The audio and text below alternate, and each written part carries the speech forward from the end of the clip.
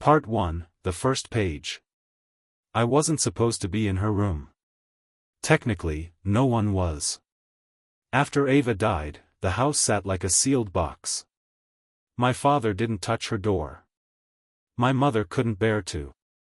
So it stayed closed, windows drawn, air stale. Time moved everywhere else, but not in there. It had been 6 months. 6 long, uneven months since the accident. Since the call. Since the funeral where I stood behind my father while he shook hands with people who didn't know her. Not really. But that afternoon, a Thursday, I walked past her door and something stopped me. Maybe it was the way the light hit the handle. Or maybe it was just time. I opened it. The smell hit me first. Vanilla lotion and charcoal pencils. Her room was just as she'd left it. Messy, artistic. Paint smudges on the floor. A cracked record player under the window. And on the desk, beside a mug of dried-out brushes, a journal. Black leather cover. A single gold thread wrapped around it. I picked it up. And found myself staring at a single line written in her tight, spiky handwriting. If you're reading this, I'm probably already gone. I sat down slowly. The floor creaked beneath me. I hadn't read her words in years. Not since we were kids and she used to pass me notes folded like origami birds. And now, she was speaking to me again, from before the end. I turned the page. I've been seeing someone. Not a surprise. Ava always had secrets. She lived in half-truths and stories she never finished telling. But what caught my breath was what came next. His name is Jude. He said we shouldn't tell anyone yet. That it would ruin everything if we did. Jude. I didn't know a Jude. Neither did anyone in our family. I kept reading. Her words spilling into me like cold water. Sometimes I think I'm losing time. Hours, even days. I wake up and something's been moved, or I have bruises I don't remember getting. Jude says it's just stress. But I think he knows more than he's saying. I closed the journal. Something was wrong. Ava didn't die in a car crash. She fell from a balcony. And the fall wasn't ruled an accident. It was ruled undetermined. Part 2, The Man No One Knew. I read through the rest of the journal that night. Cover to cover. She wrote in it like she was writing to someone she trusted more than herself. Which made it worse. Because I hadn't known anything, not about Jude, not about the bruises, not about the nights she couldn't account for. Most of the entries were scattered thoughts, like something was unraveling and she was just trying to grip the thread before it snapped. But one entry stood out. Dated 2 weeks before her death. I saw him again last night. But he looked different. Not like how I remember. When I asked him where he'd been, he said, "I never left." I took the journal to my father. Showed him. He read the first few lines and set it down like it burned. "I don't want to read any more." "Dad." I said no. He walked out of the room without another word. I tried my mother next. She barely looked at it before tears welled up. "We need to let her rest," she said. But I couldn't. I photocopied every page. Studied them like they were maps. Looked for names, locations. Anything that would connect to this Jude. And then I found it. Tucked in the back pocket of the journal, a receipt. Coffee shop. A place across town I'd never been. Ava had scribbled something on the back. "Meet me after closing. Don't let them see you." I went the next day. The cafe was small, quiet. College town vibes. I showed the barista a photo of Ava. She nodded. "Yeah. She used to come in late. With some guy." "Can you describe him?" She hesitated. "Dark hair. Pale. Kinda intense. He gave off a weird vibe. I asked if she knew his name. She shook her head. But he always paid with cash. That's all I remember. Before I left, she said something that chilled me. I thought he was her boyfriend. Until I saw her flinch when he touched her. I drove home in silence. When I opened my door, I found an envelope waiting for me. No stamp. No name. Inside, a single piece of paper. Typed. Stop reading her journal. You don't want to know the rest. Part 3, The Basement Room. I didn't sleep that night. I stayed up with her journal, flipping pages I'd already read, looking for something I might have missed. And there it was. A passage that felt innocuous before. But now, it felt like code. He said the only place we're safe is under the house. He doesn't like the mirrors down there, but I do. They tell the truth, even when he won't. I went to the basement. Our house has one of those old stone-lined basements, cold, slightly sloped, smells like metal and dirt. Ava used to come down here to sketch when we were kids. Said the shadows were better. I walked past the storage boxes. Past the washer and dryer. And found the room she meant. It wasn't locked. But the door creaked in protest, like it hadn't been opened in months. The walls were lined with mirrors. Not big ones. Just broken shards. Fragments. Taped up in patterns that looked like constellations. In the middle of the room, a single chair. And on the floor, another notebook. Not her usual kind.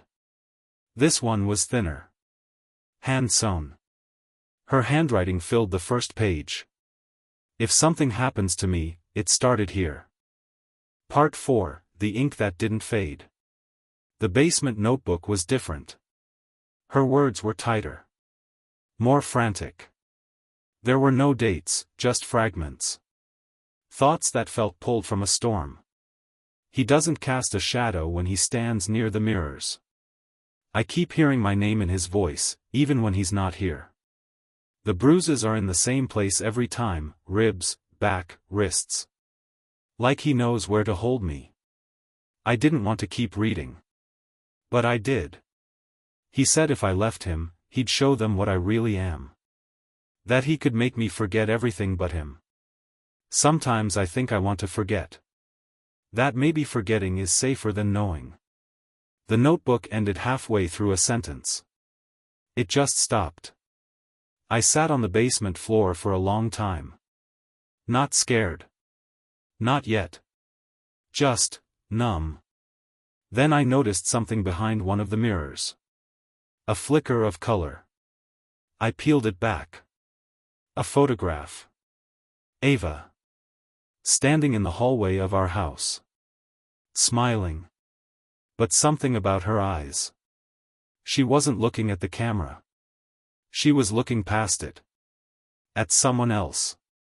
There was handwriting on the back. You said I looked happiest here. But I don't remember this being taken. I took the photo upstairs, locked the door, and spread everything out on the table, both journals, the receipt, the warning note, the photo. One word kept echoing through my mind. Erased. Someone had tried to erase her story. But Ava had scattered pieces of it like breadcrumbs. Not just one journal, not one record. Multiple layers. Like she knew someone would try to bury the truth. She was leaving a trail. And I was starting to follow it. That night, the front door creaked open. I hadn't unlocked it. And I live alone. I walked toward the hallway. No one there. But on the floor, where the journal had been? Just one item. A man's cufflink. With the initials, J.W. Part 5, His Face in the Static. The next morning, I took the cufflink to a jeweler downtown. An older man with shaky hands and good eyes. He examined it under a small magnifier. Custom piece, he said. Silver. Not mass-produced. Likely ordered within the last 5 years. I asked if he could trace it. He laughed. You'd have better luck asking the man who wore it. So I did. I searched for every JW I could think of. Nothing. Until I remembered the coffee shop again. I called. Asked if they had any employment records. The manager was reluctant until I mentioned Ava's name. He hesitated. Then said, "We had a barista here who quit around the time she stopped showing up. Name was Jude Wells. Quiet guy. Kind of strange." Jude. I asked if they had his file. They didn't. But he gave me a phone number that had once been listed as an emergency contact. Disconnected. Of course. That night, I opened Ava's laptop. It hadn't been touched since her death. Her wallpaper was a drawing, pencil sketch of a man with no face. I clicked through the folders. Mostly art. Notes. Lyrics. But one folder was locked. Titled, Him. Password protected. I tried every combination I could think of, birthdays, pets, our old street name. Nothing worked. Until I remembered something. The receipt. Meet me after closing. Don't let them see you. I typed, "Don't let him see you," as one word. The folder opened. Inside were videos. Dozens. Clips of her room. Hallway footage. Static-laced recordings of her sleeping, breathing, pacing. But she wasn't holding the camera. And in one, just before the footage cut out, I saw him. Not clearly. But enough. He was standing in the hallway, facing her. And he was wearing a black button-up. Silver cufflink glinting at the wrist. Part 6, A Voice I Knew. I watched the videos deep into the night. Most were silent. But a few had audio. In one, she was talking, low, shaking. "You don't have to do this. You said you wouldn't come back if I stopped painting you. You promised, Jude." His voice answered. Soft. Calculated. "I never leave. You just forget. That's the only way this works." I froze. Because something in his voice was familiar.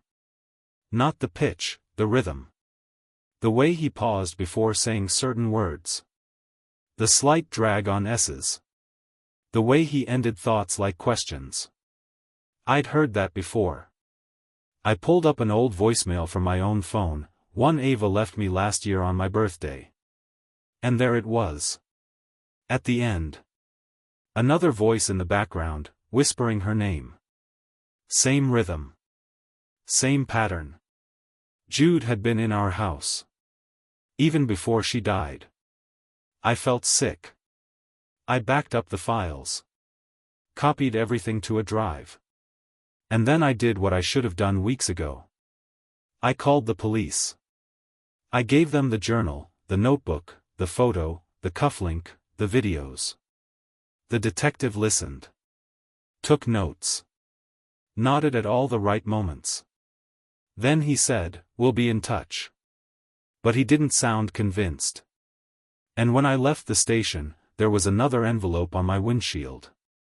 Inside, a single Polaroid. Me. Standing in Ava's room. Reading her journal. Part 7, The window wasn't locked. I moved out of the house that night. Packed a duffel, left a note for my parents, and drove an hour to a motel I used to pass on the way to school. I didn't sleep. I watched the parking lot until the sky shifted from deep black to sickly gray. I kept the journal beside me. The notebook under my pillow. The flash drive in my coat pocket. Someone was watching me. I wasn't paranoid, not anymore. I wasn't guessing. I had seen the proof. Heard his voice. Felt his presence in the places Ava used to feel safe. But the police didn't believe me. Or maybe they didn't want to. At 4:13 a.m., my motel window creaked. Just a little. The lock had been rusted when I checked in. I hadn't thought much of it. Now I did. I grabbed the journal and backed into the bathroom. Turned off the light. Waited. A shadow passed across the curtains. Not fast. Not afraid. Deliberate. I didn't move. Didn't breathe. My hand clenched around the flashlight on the counter. Then, silence. When I finally stepped out, the window was half open. A breeze moved the curtain like a breath. But no one was there. No sign of forced entry. Except for one thing. On the bed, resting perfectly in the center of the pillow. A charcoal sketch. Of me. Sleeping. Drawn in Ava's style. Signed at the bottom. J. Part 8, The Room She Never Painted. It's been 9 days. 9 days since the window. 9 days since I sent copies of everything, the sketch, the journal, the videos, to a private investigator in another state. The police still haven't followed up. I stopped expecting them to. Sometimes, when you learn something terrible, you also learn how alone you really are. I went back to the house yesterday. I had to. Not to mourn. Not to finish something. To find the room. Ava once told me, when we were teenagers, that every artist has a room they never paint. The place inside them that's too raw. Too fragile. The thing they're afraid to give a shape. I thought I knew all her spaces. All her hiding places. But there was one I had never checked. The attic. We never went up there. Dust, rats, insulation, it was just storage. Or so I thought. I pulled the ladder down and climbed into the dark. The heat hit me first. Thick. Breathless. And then, the smell. Charcoal. Old paper. Vanilla. There were canvases. Dozens. Each one more twisted than the last. Her style, but darker. Not just sad. Not just scared. Terrified. She had painted him. Jude. Again and again. From different angles. In different rooms. But his face was always blurred. Like she couldn't, or wouldn't, capture it fully. In the final painting, she had painted herself. Alone. Back to the viewer. Facing a mirror. And in the mirror, not her reflection. Me. I sat in the attic until the sun broke through the cracks. And I understood. She hadn't painted that for fear. She painted it for me. A message. A warning. A goodbye. Because in all those images of him, she was never looking at him. She was looking through him. To something else. To someone else. To me. Because maybe, deep down, she knew he'd come back. And I'd be the only one who could stop him. Maybe not by force. Or vengeance. But by remembering her. By refusing to let him rewrite her story. By telling it myself. So here I am. Still holding the journal. Still hearing her voice in the pages. Still watching the shadows at the edge of the mirror. Still breathing. And when people ask me how she died, how my sister really died, I just say this. She didn't die. She left her story behind. And I was the one who found it.